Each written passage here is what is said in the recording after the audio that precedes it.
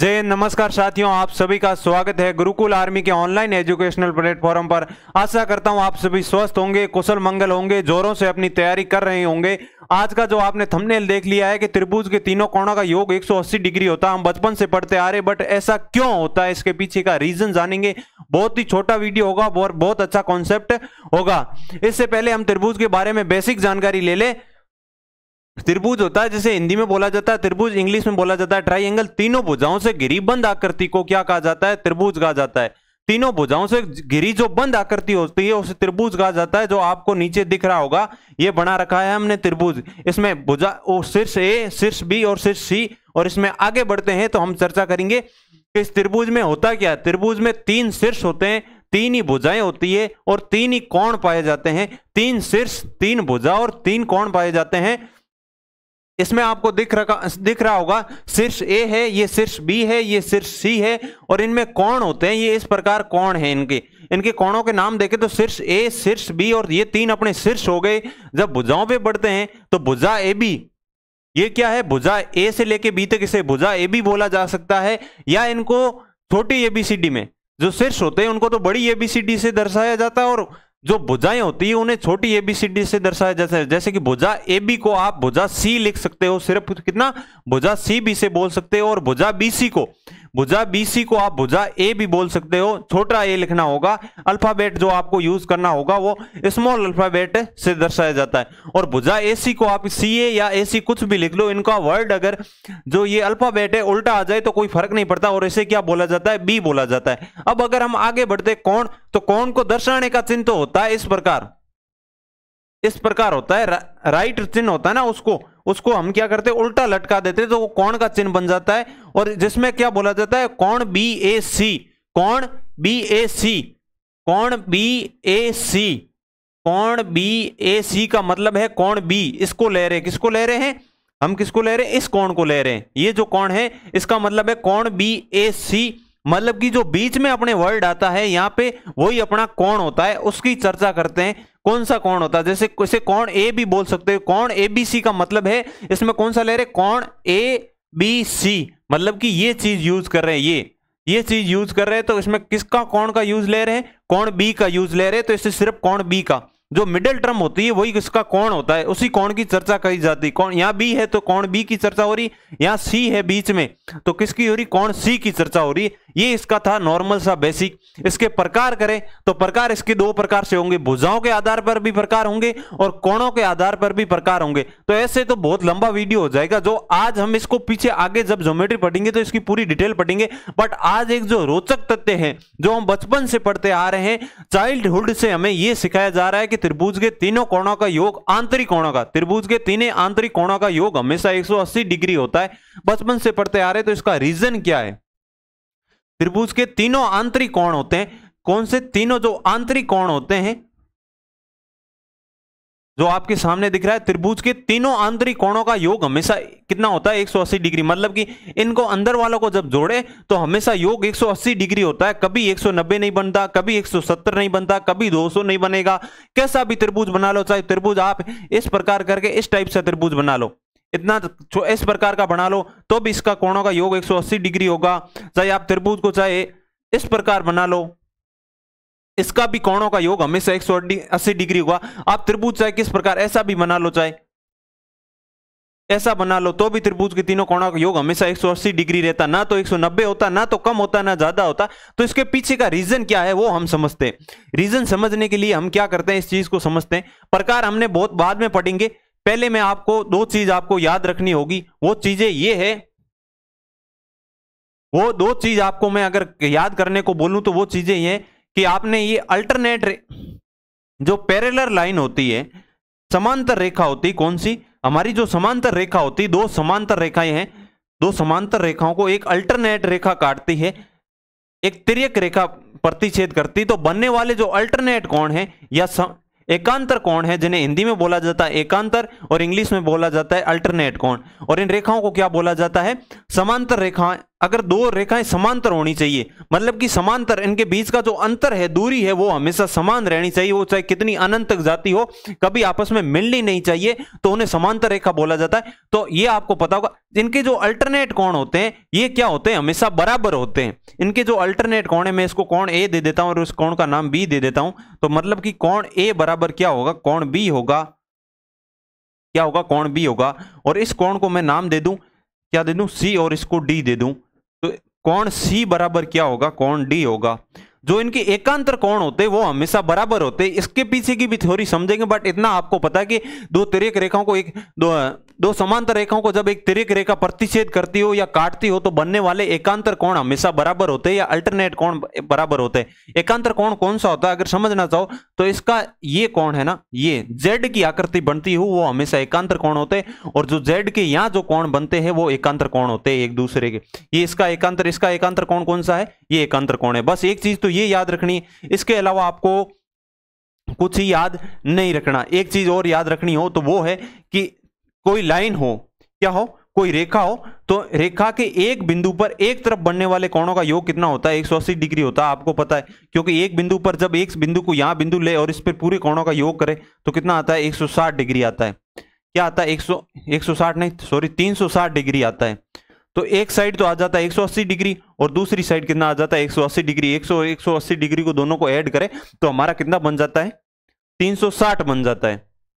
जब इन दोनों को ऐड किया जाता है 180 और 180 को 360 डिग्री बन जाता है। त्रिभुज के एक बिंदु पर एक साइड हमेशा कोणों का योग कितना होता है, 180 डिग्री। बस ये दो चीज आपको याद है तो हम पीछे बढ़ते हैं, यहां बढ़ते त्रिभुज के तीनों कोणों का योग 180 डिग्री होता क्यों है वो जान लेते हैं। अगर मैं आपसे कह दूं एक त्रिभुज बना ले, पहले हम क्या करें, हम पहले एक त्रिभुज बना ले। ये लो अपना त्रिभुज बन गया कि नहीं बन गया, बन गया। अब इसको अगर हम नाम दे दे, यहां दे दे नाम ए, यहां दे दे बी और यहां दे दे सी।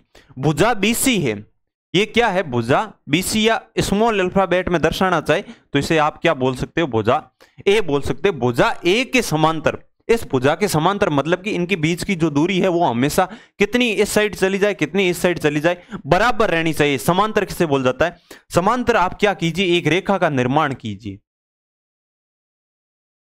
एक रेखा का निर्माण कीजिए। एक रेखा का निर्माण करना है और ये बिंदु अपना बन जाएगा यहाँ पे, ये इस रेखा का निर्माण कर लीजिए। हमने पीछे अब हमें कॉन्सेप्ट क्या पता करना कि जो ये हमारे कोण होता है उनका योग 180 डिग्री क्यों होता है ये पता करना हो। अगर मैं कह दूं बिंदु ए है, ये बिंदु ए है आपको पता है, अगर बिंदु ए पे सभी कोणों को अगर टोटल निकाले, किन किन कोणों का, आप एक बार इन कोणों को नोटिस कर लीजिए। एक कोण ये हो गया, एक कोण अपने ये हो गया, इसे आप P मान लीजिए, इसे आप Q मान लीजिए और इसे आप R मान लीजिए। ये तीन कोण है एक बिंदु पर, एक साइड, इस साइड तीन कोण है, ऊपर कुछ कोण है नहीं, पूरा 180 डिग्री। इस साइड बिंदु P पर कितने कोण है सर, हमारे तीन कोण है, हमने तीनों पता कर लिए, P Q R।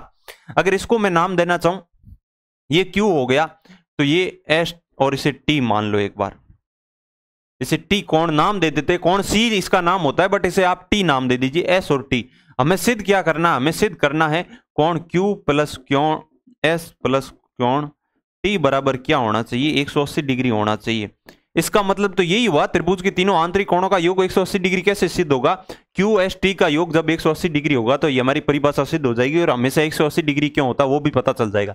अगर मैं आपसे कह दूं, क्या कह दूं, आपको जो दिख रहा होगा थोड़ा बड़ा कर दूं, आपको नहीं दिख रहा है तो अब आप ये देखने का प्रयास करें इस बिंदु पर बनने वाले सभी तीनों कोणों का योग कितना होगा, 180 डिग्री। कोण P, कोण Q और कोण QR का तीनों का योग कितना होगा, 180 डिग्री होगा सर। कोण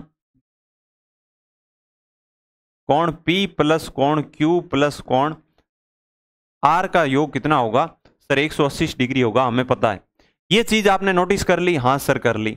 आगे बढ़े, जब आगे बढ़े मैं आपसे कह दूं अल्टरनेट एंगल बनेंगे, ये दोनों समांतर रेखा है तो इनके बीच में क्या बनेंगे, अल्टरनेट एंगल बनेगी कि नहीं बनेंगे, समांतर कोण बनेंगे कि नहीं बनेंगे सर, बिल्कुल बनेंगे। अल्टरनेट एंगल कौन से बनेंगे, आप ये एक एंगल देख लीजिए, ये आपका अल्टरनेट एंगल बन रहा है कि जेड की आकृति बन रही है कि नहीं बन रही, ये हो गया एक अल्टरनेट। इसका अल्टरनेट एंगल कौन सा हो जाएगा, इस एंगल का अल्टरनेट एंगल हो जाएगा, जेड की आकृति बननी चाहिए सर, जेड की आकृति यहां बन रही है, मतलब कोण P बराबर किसके होगा, कोण S के बराबर होगा, ये आपने जान लिया।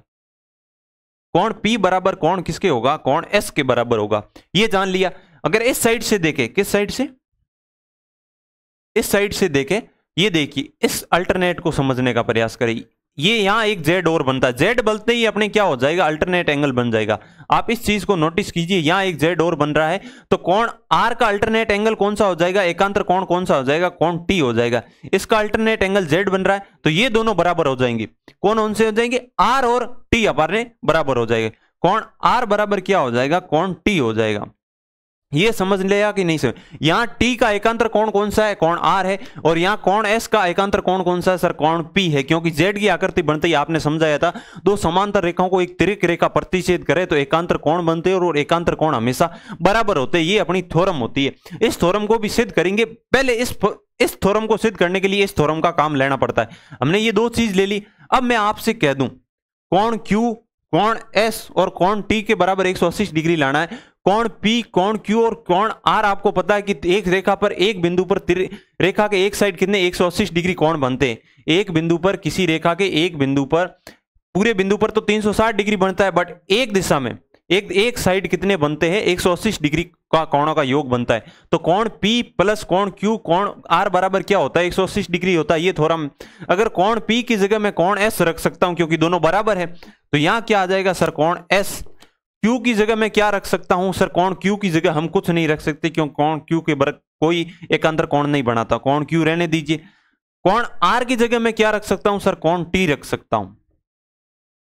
कोण T रखा, जब हमने एंगल T रखा तो अपने पास क्या आ गया, SQT, तीनों कोण आ गए और तीनों कोणों का योग 180 डिग्री होता है। आप देखिए कोण S, कोण T और कोण Q क्या है, त्रिभुज के तीनों आंतरिक कोण है कि नहीं है। हाँ सर आंतरिक कोण है, तो आंतरिक कोण से हमने पता कर लिया कि इनके तीनों कोणों का योग 180 डिग्री हो रहा है कि नहीं हो रहा।